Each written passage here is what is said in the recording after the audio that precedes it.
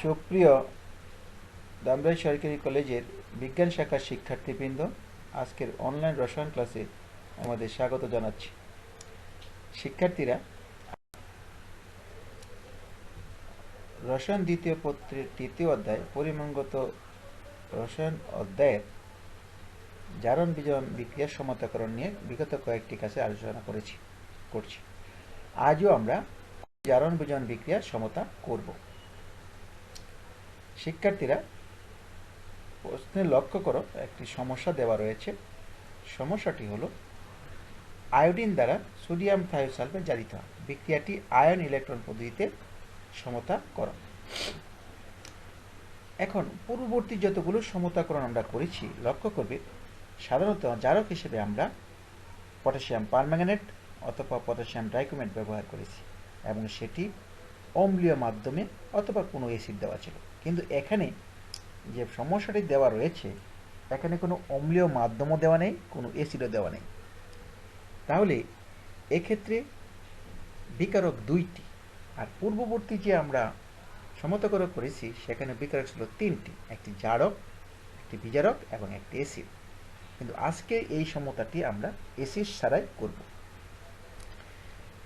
চলো সমাধান করি। প্রথমে আমরা সূচনা, এই যে দুটি যৌগ দেওয়া রয়েছে আয়োডিন ও সোডিয়াম সালফেট, আমার তালিকা অনুযায়ী এখানে জারক হলো আয়োডিন এবং বিজারক হলো সোডিয়াম থায়োসালফেট, যার সংকেত Na2H2O3।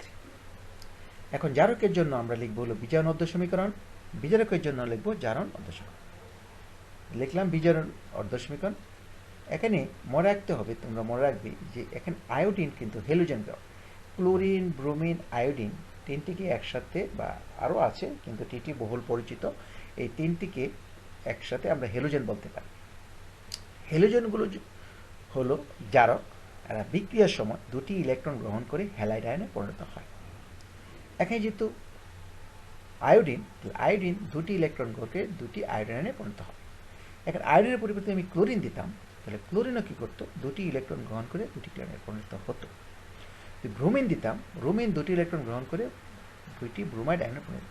অর্থাৎ এখানে আয়োডিনের বেলায় যা ঘটছে, ক্লোরিন ও ব্রোমিনের বেলাও তাই ঘটবে, এটা তোমরা মনে রাখবে। এখানে আয়োডিন যেহেতু মুক্ত অবস্থায় রয়েছে, তার জারণ সংখ্যা 0। সে দুটি ইলেকট্রন গ্রহণ করলে দুটি আয়োডাইড আয়নে পরিণত হয়েছে। অর্থাৎ ইলেকট্রন গ্রহণ করলে, তোমরা নিরপেক্ষ পরমাণু ইলেকট্রন গ্রহণ করলে সেটি ঋণাত্মক আয়নে পরিণত হয়। এটাকে আমরা 1 নং সমীকরণ দ্বারা কল্পনা করি। 2 নং যেটা হলো তোমার জারণ অর্ধ সমীকরণ আমরা লিখব। জারণ অর্ধ সমীকরণ হলো আমার সোডিয়াম থায়োসালফেটের বেলা। এখন প্রথমে লক্ষ্য করো, আমরা যে পূর্ববর্তী যে তোমাদের জন্য একটি তালিকা দিয়েছিলাম বিজারকের, সেখানে সোডিয়াম থায়োসালফেট থেকে উৎপন্ন হয়েছিল তোমার টেট্রাথায়োনেট আয়ন, অর্থাৎ S4O6। আর সোডিয়াম থায়োসালফেটের মধ্যে এটা সোডিয়াম আর H2O3, এটাকে বলা হয় থায়োসালফেট আয়ন। থায়োসালফেট আয়নের মধ্যে সালফার রয়েছে 2টি পরমাণু, অক্সিজেন রয়েছে 3টি পরমাণু। আবার টেট্রাথায়োনের মধ্যে লক্ষ্য করো, সালফার হলো 4টি পরমাণু, অক্সিজেন রয়েছে 6টি পরমাণু। অর্থাৎ থায়োসালফেট থেকে টেট্রাথায়োনেটের মধ্যে সালফার এবং অক্সিজেন পরমাণু দ্বিগুণ। এই জন্য আমরা প্রথমে এই সালফারের সংখ্যা সমতা করার জন্য সোডিয়াম থায়োসালফেট আগে আমরা 2 দিয়েছি, এতে করে সালফার হয়ে গেছে 4টি, অক্সিজেন 6টি, যা ডান পাশে টেট্রাথায়োনেট আয়নের সমান হয়ে গেছে। এবার আমরা ইলেকট্রন হিসাব করি। এই সোডিয়াম থায়োসালফেটের মধ্যে জারণ সংখ্যা পরিবর্তন হবে হলো সালফারে, আর সোডিয়ামের আয়নের কোনো জারণ সংখ্যা পরিবর্তন হবে না। সোডিয়াম কত, 2 দুগুণে 4টি সোডিয়াম পরমাণু, এই জন্য ডান পাশে আমরা 4টি সোডিয়াম আয়ন দিয়ে দিয়েছি। আচ্ছা, এবং সালফার সোডিয়াম থায়োসালফেটের মধ্যে হিসাব করে দেখো, এটার মধ্যে সালফারের জারণ সংখ্যা +2। ডান পাশে টেট্রাথায়োনেট আয়নে লক্ষ্য করো, হিসাব করে দেখো সালফারের জারণ সংখ্যা 2 + 2.5, অর্থাৎ সালফারের জারণ সংখ্যা 2 থেকে 2.5-এ উন্নীত হয়েছে, অর্থাৎ সালফারের জারণ সংখ্যা 2.5 বৃদ্ধি পেয়েছে। আবার যদি বলি যে বৃদ্ধি, অর্থাৎ প্রতিটি সালফার পরমাণু 0.5 ইলেকট্রন ত্যাগ করেছে। এখন যেহেতু সালফারের সংখ্যা দেখো, লক্ষ্য করো 2 দুগুণে 4টি সালফার পরমাণু রয়েছে বাম দিকে। তো প্রতিটি সালফার যদি 0.5 ইলেকট্রন ত্যাগ করে, তো 4টা সালফার পরমাণু 4 ইন্টু 0.5 হলে 2। এই জন্য আমরা দেখো -2 ইলেকট্রন দিয়েছি। অর্থাৎ 4টি সালফার পরমাণু 2টি ইলেকট্রনে ত্যাগ করে তেট্রাথায়োন আয়নে পরিণত হয়েছে। এখানে হিসাবটা হলো 4টা সালফারের জন্য। আচ্ছা, শিক্ষার্থীরা পরে একটা জিনিস লক্ষ্য করো, 1 নং সমীকরণের বেলায় লক্ষ্য করো 2টি ইলেকট্রনের গ্রহণ ঘটেছে। 2 নং সমীকরণে লক্ষ্য করো 2টি ইলেকট্রনের ত্যাগ ঘটেছে। তাহলে বোঝা যাচ্ছে যে এখানে গৃহীত ইলেকট্রন সংখ্যা এবং বর্জিত ইলেকট্রন সংখ্যা সমান। যদি সমান না থাকতো তাহলে আমরা গৃহীত ইলেকট্রন সংখ্যা বর্জিত ইলেকট্রন সংখ্যা সমান করার জন্য প্রয়োজনীয় সংখ্যা দ্বারা গুণ করে গৃহীত ও বর্জিত ইলেকট্রন সংখ্যা সমান করতাম। যেহেতু এখানে সমানই দেওয়া আছে, সেই জন্য আর এটাকে সমান করার দরকার নেই। পরবর্তী ধাপ লক্ষ্য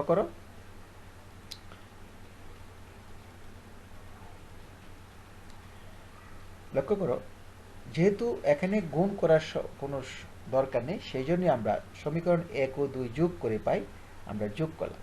যোগ করার পর দেখা যাবে +2 ইলেকট্রন -2 ইলেকট্রন, সেটা কাটা যাবে, থেকে যাবে হলো আয়োডিন +2 সোডিয়াম থায়োসালফেট। ডান পাশে থাকবে 4টি সোডিয়াম আয়ন, 2টি আয়োডাইড আয়ন ও থায়োসালফেট আয়ন। ডান পাশে এগুলো লক্ষ্য করো প্রতিটি আয়ন আকারে দেওয়া আছে, বাম পাশে এগুলো নিরপেক্ষ আকারে দেওয়া আছে, চার্জ নিরপেক্ষ। এখন পূর্ববর্তী যে সমতাকৃত সমীকরণ আমরা করেছি সেখানে লক্ষ্য করবে আমরা এই ধাপে এসে সমীকরণ পূর্ণতার বেলায় এসে আমরা অ্যাসিড হিসেবে সালফিক অ্যাসিড ব্যবহার করেছি এবং সালফেট আয়ন সরবরাহ করে বিক্রিয়াটি সম্পূর্ণ করেছি। যেহেতু এখানে কোনো তোমার অ্যাসিড ব্যবহার নেই, তাহলে ডান পাশে যে ধনাত্মক আর ঋণাত্মক আয়নগুলো রয়েছে ওরাই নিজেরা মধ্যে যুক্ত হয়ে চার্জ মুক্ত হবে। শিক্ষার্থীরা লক্ষ্য করো, ডান পাশে 4টি সোডিয়াম ধনাত্মক সোডিয়াম আয়ন রয়েছে। এই 4টি ধনাত্মক সোডিয়াম আয়ন 2টি ঋণাত্মক আয়োডাইড আয়ন ও ঋণাত্মক থায়োসালফেট আয়নের মধ্যে বণ্টিত হবে। এই থায়োসালফেট আয়নের যোজনী দেখা যাচ্ছে 2। সে কি করবে, 4টা সোডিয়ামের মধ্যে 2টি সোডিয়ামের সাথে আয়নের যুক্ত হয়ে Na2S4 আয়নে অণুতে পরিণত হবে এবং অবশিষ্ট সোডিয়াম আয়ন থাকবে হলো তোমার 2টি। এই 2টি সোডিয়াম আয়ন 2টি আয়োডের সাথে বিক্রিয়া করে 2 অণু সোডিয়াম আয়োডাইড উৎপন্ন করে। অর্থাৎ ডান পাশের আয়নগুলো নিজেদের মধ্যে যুক্ত হয়ে চার্জ নিরপেক্ষ অণুতে পরিণত হয়েছে। এখন এই যে সম্পূর্ণ সমীকরণ সেটাকে আমরা সমতাকৃত কিনা হলো কিনা সেটা আমরা যাচাই করব। বাম পাশে লক্ষ্য করো, I2-তে আয়োডিন পরমাণু রয়েছে 2টি, ডান পাশে সোডিয়াম আয়োডাইডের মধ্যে আয়োডিন পরমাণু 2টি। বাম পাশে সোডিয়াম থায়োসালফেটের মধ্যে সোডিয়াম রয়েছে 2 দুগুণে 4টি সোডিয়াম পরমাণু। ডান পাশে সোডিয়াম টেট্রাথায়োনেটের মধ্যে সোডিয়াম পরমাণু 2টি, সোডিয়াম আয়োডাইড সোডিয়াম পরমাণু 2টি, অর্থাৎ 2 2 4 4টি সোডিয়াম পরমাণু, যা বাম পক্ষের সমান। বাম পক্ষে সালফার রয়েছে 2 দুগুণে 4টি, ডান পাশে দেখো সোডিয়াম টেট্রাথায়োনের মধ্যে সালফার রয়েছে 4টি। বাম পাশে অক্সিজেন পরমাণু 3 দুগুণে 6টি, ডান পাশে সোডিয়াম পরমাণু 2টি। তাহলে দেখা যাচ্ছে বাম পাশের বিভিন্ন মৌলের পরমাণু সংখ্যা এবং ডান পাশের বিভিন্ন মৌলের পরমাণু সংখ্যা সমান। এতে করে বোঝা গেল আমাদের দেওয়া জারণ বিজন বিক্রিয়াটি সমতাকৃত হয়ে গেছে। নিশ্চয়ই তোমরা বুঝতে পারছো। এবার চলো আমরা সমস্যার সমাধান করি। সমস্যাটি লক্ষ্য করো, দেখো আছে এটাকে বলে dichromate ion Cr2O7, dichromate ion plus iodide ion plus hydrogen, hydrogen মানে অ্যাসিড, এরা বিক্রিয়া করবে, ডান পাশ ফাঁকা। প্রশ্ন হলো উপরের বিক্রিয়াটি পূর্ণ করো ও সমতা করো। পূর্ববর্তী যতগুলো আমরা সমতাকৃত করেছি লক্ষ্য করবে সেখানে আমরা থিওরিটিক্যাল আকারে তোমাদেরকে প্রশ্নগুলো দিয়েছি এবং সেখানে প্রশ্নে বিভিন্ন অণুগুলো ছিল চার্জ নিরপেক্ষ, কিন্তু এখানে প্রদত্ত যে যে বিকারকগুলো দেওয়া রয়েছে সেখানে প্রত্যেকটা আয়ন, অর্থাৎ ডাইক্রোমেট আয়ন, আয়োডিন আয়ন। এখন এখানের মধ্যে আমাদের জারক বিজারক খুঁজে বিক্রিয়াটি সমাধান করতে হবে। এই যে ডাইক্রোমেট আয়ন Cr2O7, সেটি তোমরা লক্ষ্য করেছ আমরা পটাশিয়াম ডাইক্রোমেট অণুতে দেখেছি। পটাশিয়াম ডাইক্রোমেট অণুটি ছিল জারক, ওখানে সংশ্লিষ্ট মৌল ছিল হলো ক্রোমিয়াম, অর্থাৎ ক্রোমে যে অংশ পরিবর্তন হবে। পটাশিয়াম ডাইক্রোমেট যেহেতু জারক, সেজন্য এই ডাইক্রোমেট আয়নও জারক হিসাবে কাজ করে, অর্থাৎ এখানে জারক ডাইক্রোমেট আয়ন। আমাদের পূর্বের দেওয়া তালিকায় লক্ষ্য করবে আমরা বিজারক হিসেবে পটাশিয়াম আয়োডাইড দিয়েছি। এখানে পটাশিয়াম বাদ দিয়ে শুধু আয়োডাইড দেওয়া রয়েছে, তো এখানে বিজারক হলো আমাদের আয়োডাইড প্লাস হাইড্রোজেন। তোমরা জানো সকল অম্লীয় দ্রবণে অ্যাসিডমে হাইড্রোজেন আয়ন থাকে, অর্থাৎ হাইড্রোজেন আয়ন দ্বারা অ্যাসিড বোঝানো হয়েছে।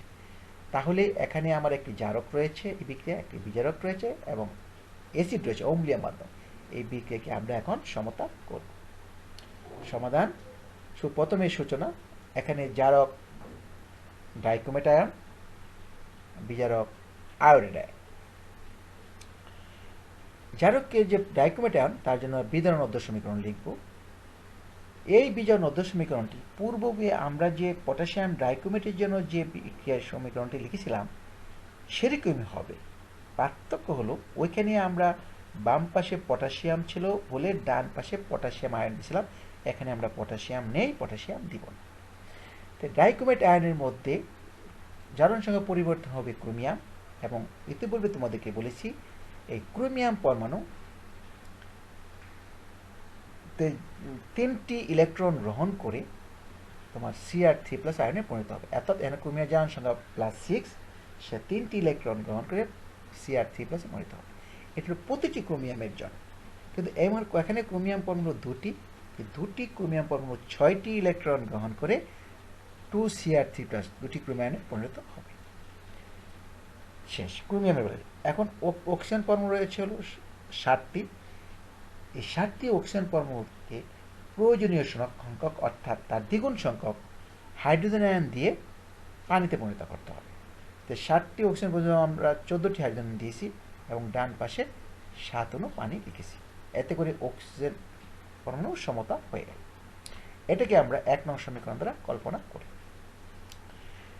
হলো জারণ অধ্য সমীকরণ, যেটা আয়োডাইডের বেলায়।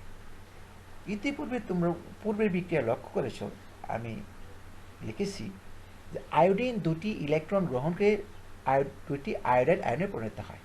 এখানে হবে তার উল্টা, এখানে দুটি আয়োডাইড আয়ন দুটি ইলেকট্রন ত্যাগ করে আয়োডিনে পরিণত হবে। অর্থাৎ তোমাকে মনে রাখতে হবে আয়োডিন বিক্রিয়া করলে আয়োডাইড উৎপন্ন হয়, আবার আয়োডাইড বিক্রিয়া করলে আয়োডাইড উৎপন্ন হয়। এখন আয়োডাইড দুটি আয়োডাইড আয়ন দুটি ইলেকট্রন ত্যাগ করে আয়োডিন অণুতে পরিণত হয়েছে। এখানে যদি আমি ক্লোরাইড দিতাম, দুটি ক্লোরাইড আয়ন দুটি ইলেকট্রন ত্যাগ করে ক্লোরিনে পরিণত হচ্ছে, দুটি ব্রোমাইড আয়ন দুটি ইলেকট্রন ত্যাগ করে ব্রোমিনে পরিণত। অর্থাৎ আয়োডিনগুলো হলো জারক আর আয়োডাইড হলো বিজারক। এটাকে আমরা 2 নং সমীকরণ দ্বারা বিবেচনা করি। আরেকটা জিনিস লক্ষ্য করো, 1 নং বিক্রিয়ার মধ্যে ইলেকট্রন গৃহীত হয়েছে 6টি, 2 নং বিক্রিয়ার মধ্যে ইলেকট্রন বর্জিত হয়েছে, 1 নং বিক্রিয়া গৃহীত হয়েছে 6টি, 2 নং বিক্রিয়া ইলেকট্রন বর্জিত হয়েছে 2টি, অর্থাৎ গৃহীত ইলেকট্রন সংখ্যা বর্জিত সংখ্যা সমান নেই। তাহলে আমরা 2 নং সমীকরণ দিয়ে আমরা 3 দ্বারা গুণ করি, তাহলে বর্জিত ইলেকট্রন সংখ্যা হয়েছে 6টি, যা গৃহীত ইলেকট্রন সংখ্যার সমান। এই জন্য দেখো লেখা আছে, যেহেতু জারণ বিজারণ বিক্রিয়ায় গৃহীত বর্জিত ইলেকট্রন সংখ্যা সমান, সেহেতু 2 নং সমীকরণকে আমরা 3 দ্বারা গুণ করে যোগ করে পাই।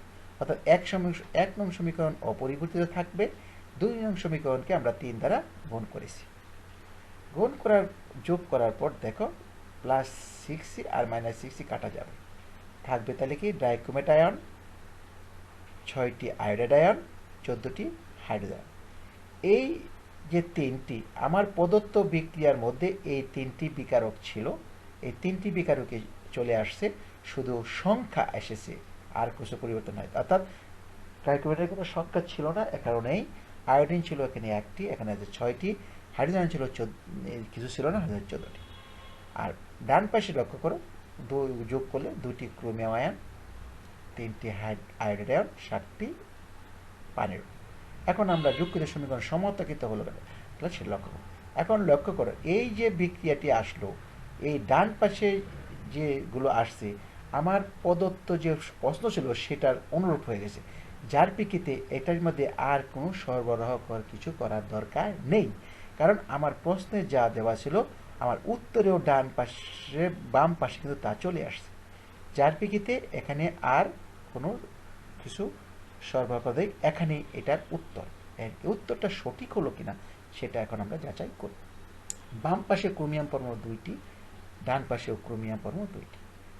বাম পাশে অক্সিজেন পরমাণু 7টি, ডান পাশে অক্সিজেন পরমাণু 7টি। বাম পাশে আয়োডিন দেখো 6টি, ডান পাশে আয়োডিন 3 2 6টি। বাম পাশে হাইড্রোজেন আয়ন রয়েছে তোমার 14টি, বাম পাশে পানির মধ্যে হাইড্রোজেন রয়েছে 14টি। অর্থাৎ বাম পাশের বিভিন্ন মৌলের যে আয়ন বা হাইড্রোজেন আয়ন বা পরমাণুর সংখ্যা, সেটি ডান পাশের বিভিন্ন মৌলের বিভিন্ন আয়ন বা পরমাণুর সংখ্যা সমান। অর্থাৎ ডান পাশের আর বাম পাশের বিভিন্ন মৌলের পরমাণুর সংখ্যা সমান পাওয়া গেল। এতে প্রমাণিত হয় আমাদের দেওয়া যে সমস্যাটি ছিল সেটি সমতাকিত হয়ে গেছে। এতে করে লক্ষ্য করো, আমার ডান পাশে কিন্তু অটোমেটিক উৎপাদ চলে আসছে। আমি কিন্তু তাহলে আমার প্রশ্নই ছিল এরকম, বিক্রিয়াটি সমতা করো, পূর্ণ করো, সমতা করো। এই লাস্টে যে বিক্রিয়াটা আসলো সেটা দেখো, বিক্রিয়াটা আমার পূর্ণ হয়ে গেল এবং সমতাকিত হয়ে গেল। শিক্ষার্থীরা, আজকে এই ক্লাসে আশা করি তোমরা সব বুঝতে পেরেছ। আগামী ক্লাসে আরও এরকম আরও আয়নকৃত আরও আমরা কিছু সমস্যা সমাধান করব। আজকের এই ক্লাসে অংশগ্রহণের জন্য তোমাদেরকে সবাইকে ধন্যবাদ জানাচ্ছি। আল্লাহ হাফেজ।